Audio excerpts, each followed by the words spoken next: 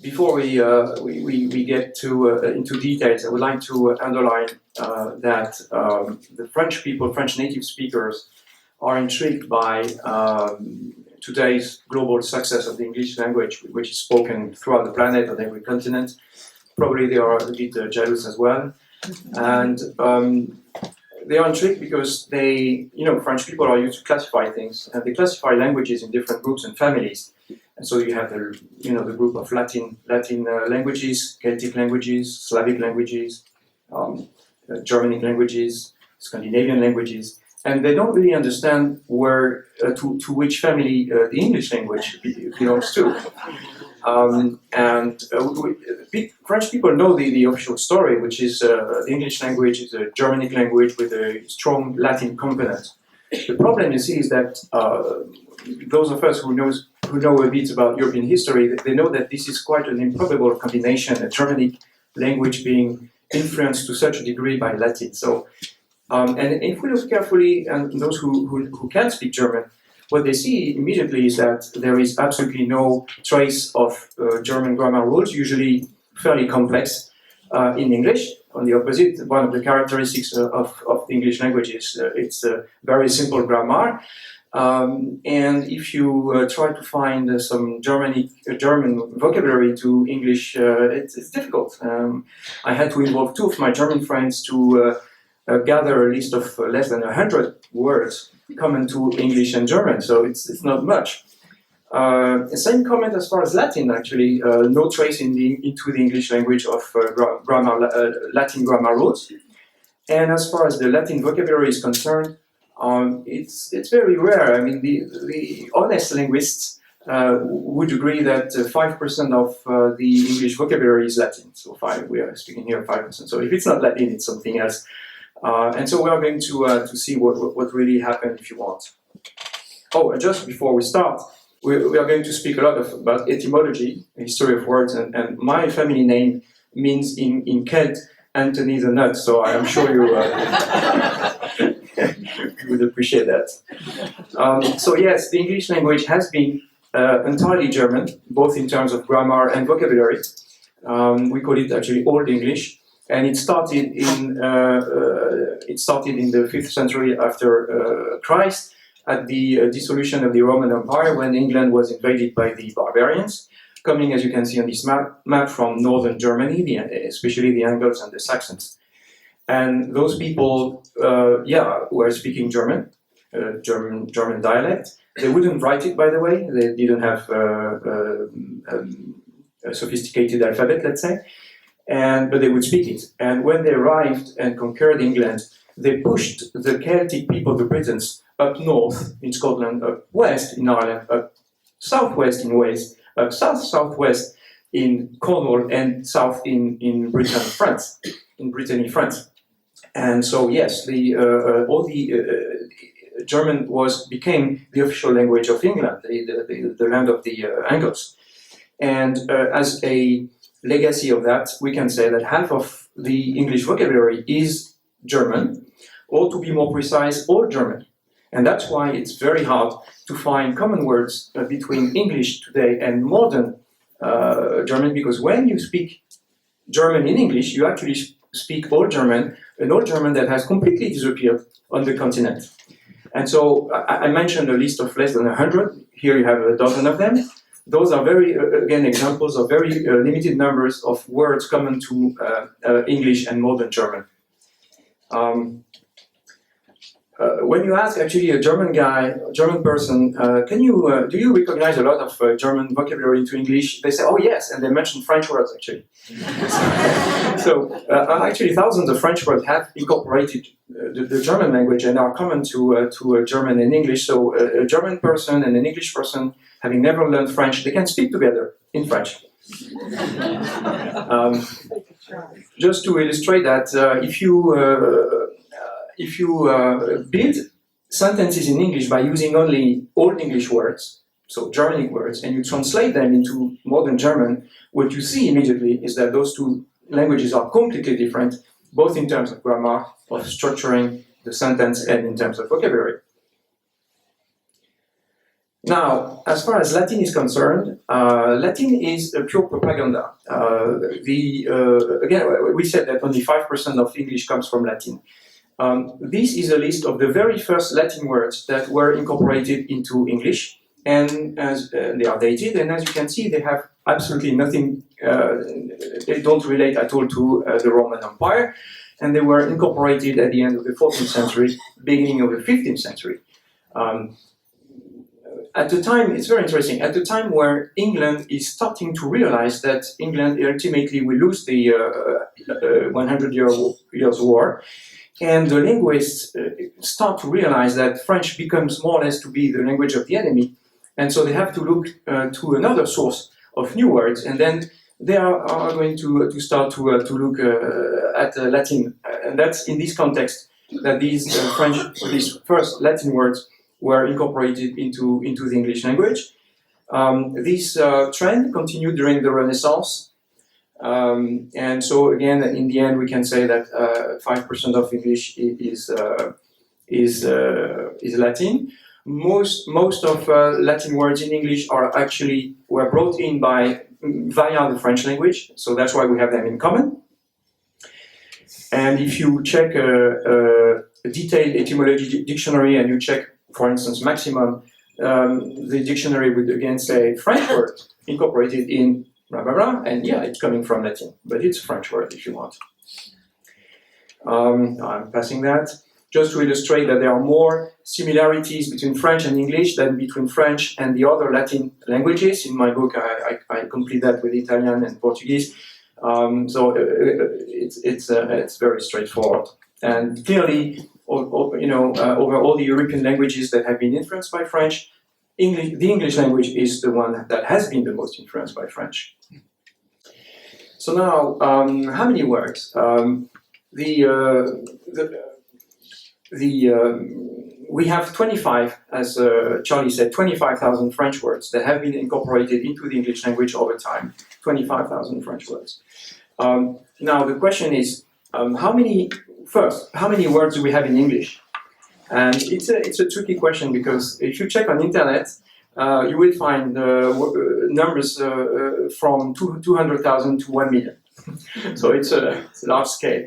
It depends, in fact, and the answer is because it depends the way you count.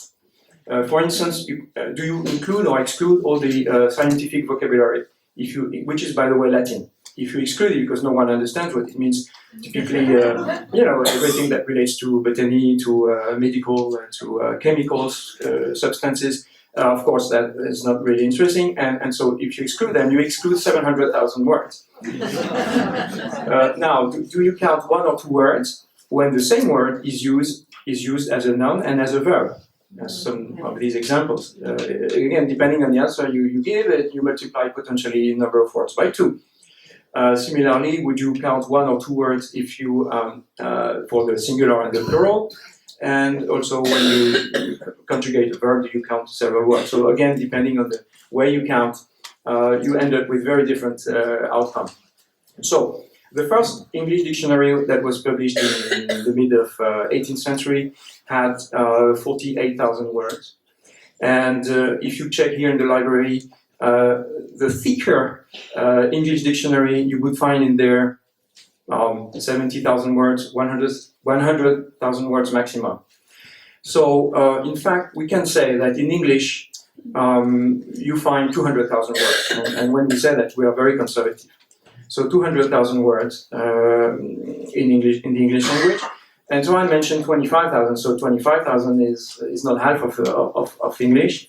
And the explanation is there. When I say 25,000, I only count in these examples différents, simple, crème, respect, réputation, fortune, large, etc.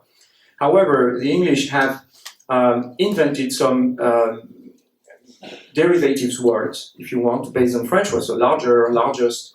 In French, larger, if you check larger, larger, in French it does not exist. It does not exist, so it's not a French word per se. However, it's an English word that is based on large. So it's clearly not a French word in itself, but it's a word coming from French, if you want. So, and also what we see here with these examples is that sometimes the English have agglomerated a German word to a French one, like gentil and man, like nu and papier. And sometimes they have agglomerated two French words, like cul and prix, which is a funny one, grappe and fruit, ligne, mort, gage, et pain, côte, etc. So these, of course, if you check these words in the French dictionary, you won't find them. Now, if we include all of them, you can see that you can easily multiply 25,000 by 2, by 3, by 4. So we end up with our ratio of one word out of two in the English language being French or deriving from French. It is a unique linguistic phenomenon that we are speaking here. There is probably only one comparable example, which is Japanese, that has approximately 60% of its vocabulary coming from China. So some extraordinary events, historical events, generated this extraordinary situation. So what are those events? Well, Charlie mentioned that the date of 1066, even though you are Americans and not British, you know what 1066 is. And 1066 corresponds to the Battle of Hastings and the invasion of England by William the Bastard. The English, they always call him William the Bastard. We call him William the Conqueror, of course. And Duke of Normandy, and who would become crowned at Westminster Abbey 3 months after the Battle of Hastings in December 1066. And what happened at that time is that the entire English society was deeply transformed, changed by this invasion, by this military occupation. And for instance, the architecture, the science, literature, everything changed. And of course, French became the official language of England starting 1066. It's funny to compare the reception of the topic by a British audience and an American audience. The American audience most of the time likes very much the topic. It's okay, that's funny. I'm speaking French without knowing it. It's fun. The British, they hate me. And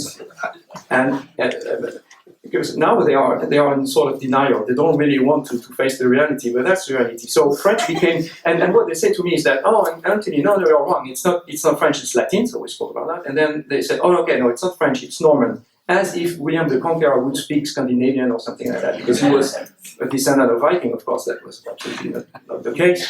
Actually, William the Conqueror would be sitting here.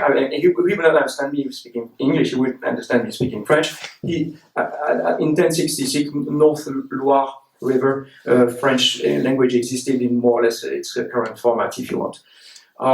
So French became the official language of England, and so the common language of both the kingdoms of France and England, and that lasted 350 years. And as you can see here, this is a picture taken in New York City at the Rockefeller Center. You all recognize that.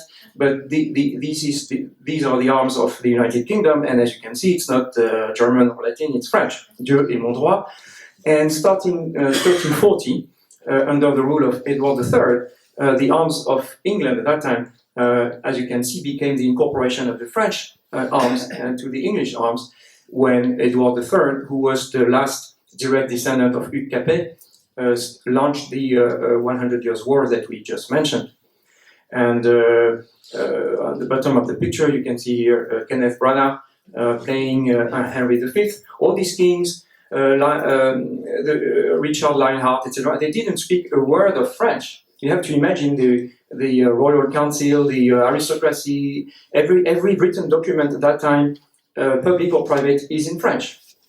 And that, again, lasted 350 years. And during that period of time, William the Conqueror did not behead all those who would refuse to speak French. So the masses continued to speak Old English, German, but those who wanted to write something, understand, elevate themselves, communicate, they had to learn French. And during that period of time of cohabitation, if you want, coexistence between those two languages, thousands of French words were incorporated into Old English, especially because the Normans, which was at that time, and I'm not saying that because my father is from Normandy, but Norman people at that time were the most civilized people on earth, and they brought in England a lot of new concepts that did not exist at all in England, and of course there was no word for them. I give here some examples of the very first French words that have been incorporated into the English language starting second half of the 11th century. And what we, it's only a short illustration, a small number, but you see here a very interesting, very day-to-day words: fruit, grâce, lion, poison, prison. Some words, relating to justice and government, religion, and day-to-day life. Every aspect of life actually is concerned, if you want, by this phenomena. So, as we said, during the Middle Ages, 10,000 words actually were incorporated into the English language. So here is a very small, it's the tip of the iceberg, if you want. Other examples of French words that were incorporated in the 13th, 14th, 15th century into the English language. If you want to be sure that what I'm saying is true, you can check with some vocabulary that belong to matters that typically characterize medieval time, such as military vocabulary or justice and government, monarchy and aristocracy. And what you see is only French. It's very amazing to realize that in the British Army or the American Army, there is no one grade that is not French. And you see here some exceptions, like Earl, King, Kingdom. It's funny because you have King and Queen, but the adjective is royal, which is royal. So you have the cohabitation again between the Germanic word and the French word.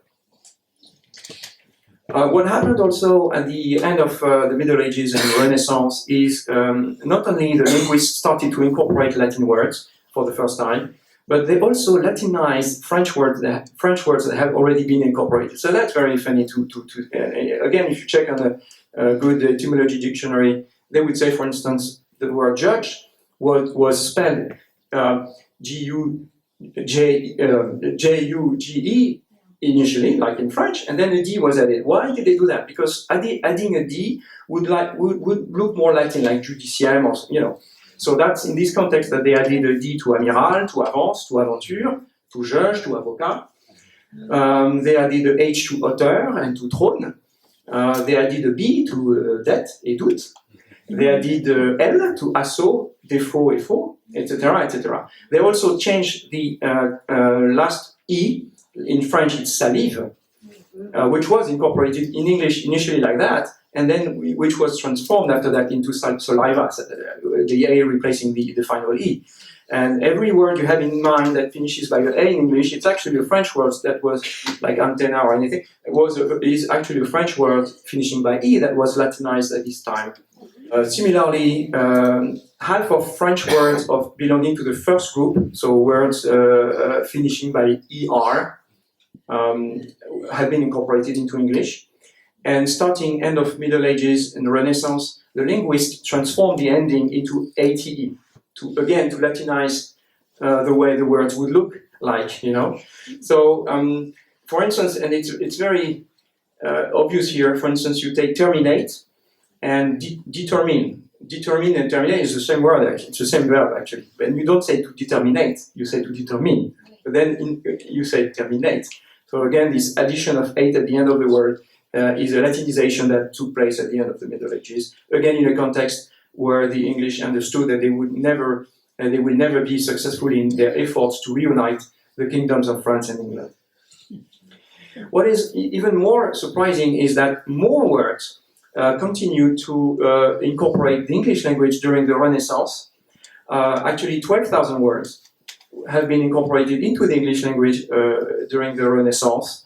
So you can see here a few examples. I mean, it's out of 12,000, so it's really nothing. One of the best importers was William Shakespeare, for instance, who not only would use a lot of French words, but would import them for the first time.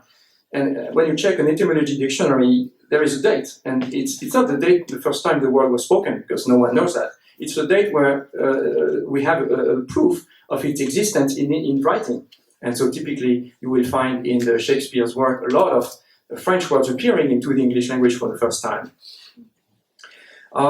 French words continue to incorporate the English language during the 18th, 19th, and 20th centuries. Here we speak about 3,000 words. Of course, most of them corresponding to new concepts, inventions, and new objects, like telephone, for instance. It's a good example. I like the first picture. Detour it was incorporated in the 18th century. Route was incorporated in the 13th century. I don't really remember a ton, but limit was incorporated in the 15th century. So here on this side, you have the entire period of time that is concentrated here. It's interesting. So now, okay. So we understand the thing, and we see that basically two languages coexist into one. What is interesting is to classify them. I told you at the beginning we like to classify things.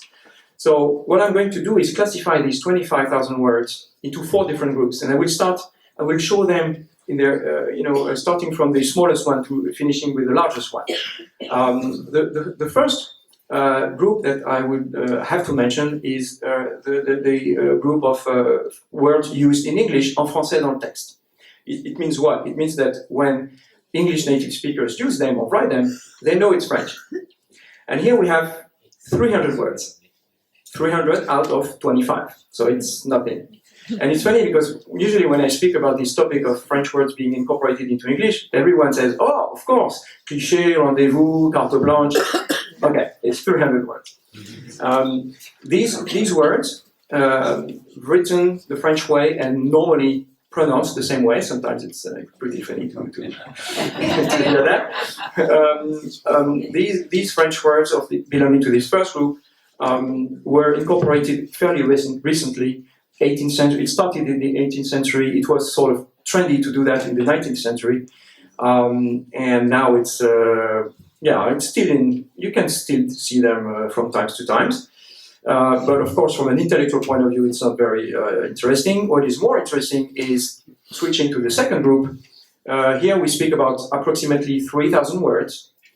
3,000 words that are transparent, which means that the English native speakers using them, they have absolutely no idea it's French.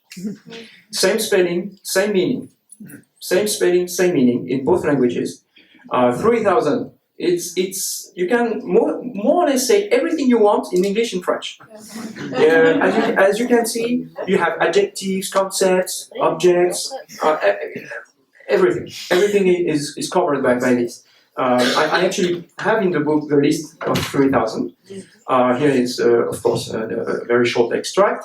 And again, very day-to-day words, because I also have a lot of reaction like, oh, if I start speaking French in English, people will think that I'm snob and, no, I mean, message, minute, silence, président, élection, justice, gouvernement, all that, it's day-to-day words, So actually you don't have a choice, you have to use them if you want to. And so day-to-day words for sure, day-to-day words, and also more complex words. And to be honest, for some of them, even for French people, that they are not sure what they mean really, and they are great. They are very poetic. I love them. I love this list. It's incredible how much the French vocabulary has really invaded the English language. I just mentioned alone we are vulnerable. The United we are invincible. It's from the Green Lantern, which is a sort of stupid new sci-fi movie. And even in this media, you find actually a lot of French words. And to illustrate that, I like these metro words. In New York we have Metro, the free, very tiny daily newspaper. So it's really not intellectual. It's not the Times. It's not, And look at what I found in a couple of them that I checked recently. Fracas, imminence, interminable. Yeah, fantastic word. And when I present these slides to the French audience, I really said to them, "Wow, you should learn these lists by heart because then you can use them so easily." So this list of 3,000 words, basically every word in English that finishes by tion is French. Okay, I just give one example by a letter of the alphabet.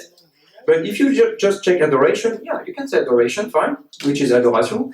But you can say admiration, admiration, adulation, etc. So you can see this just to illustrate the immense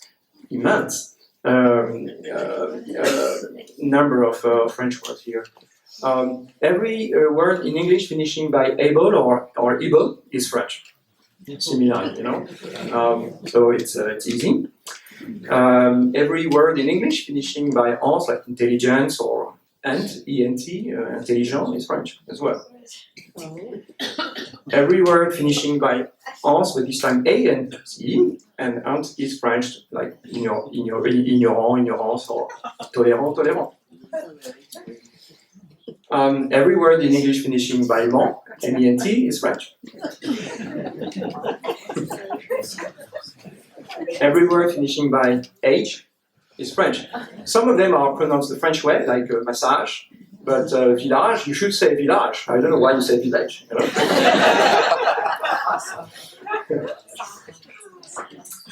Similarly with al words, most of them being adjectives. Same with English words finishing by ul or ur, like agriculture, architecture, etc. Or French. Eve and the role of, yeah, you know, so it's all French. The third group, now we speak about 10,000 words, is very interesting. We are really growing here. 10,000 words. The English language have been great. They have incorporated massively French words, but the problem is that most of them, they couldn't pronounce them. It's difficult for an English native speaker to pronounce the sound E and U and on. So what we see here is a phenomenon very close to Creole, which is, let's incorporate French words, but we have to change the spelling, otherwise we cannot pronounce them. So I'm going to show here, I call them torture. I mean, they have been changed, they have been undersized. So what I'm showing here, starting with the most, the simplest changes and then the more complex changes. So the simplest change that you can think of is, let's move a letter. Let's move a place of the letter. So we call it an anagram, okay? So I can tell you that no one in France, no one in England, no one in America realizes that mute is the anagram of muet. Okay? And so you have many other examples like that. So a lot of anagrams in English. And sometimes the English linguists, they added a letter. You have a lot of examples. Every silent consonant in French, an E was added, like certificate, candidate. In French, candidat, certificat, you don't pronounce the T. So as the T was there, they added an E at the end to pronounce it better, you know. Same with remorse. In French, remords, you don't pronounce the final S. Sometimes they deleted the letter. And typically a final vowel that also is not pronounced, like artiste. In French, it's TE at the end. In English, they just deleted the final E. Here you have envelope that lost the P, equipment that lost the E, etc., literature that lost the T. This is not for pronunciation, it's more like they wanted to simplify vehicle that lost its U, etc. Sometimes a letter replaced another one. I don't know why géant became giant, but that's what happened. And every word finishing, French words finishing by T-E, like électricité, was transformed into a T-Y.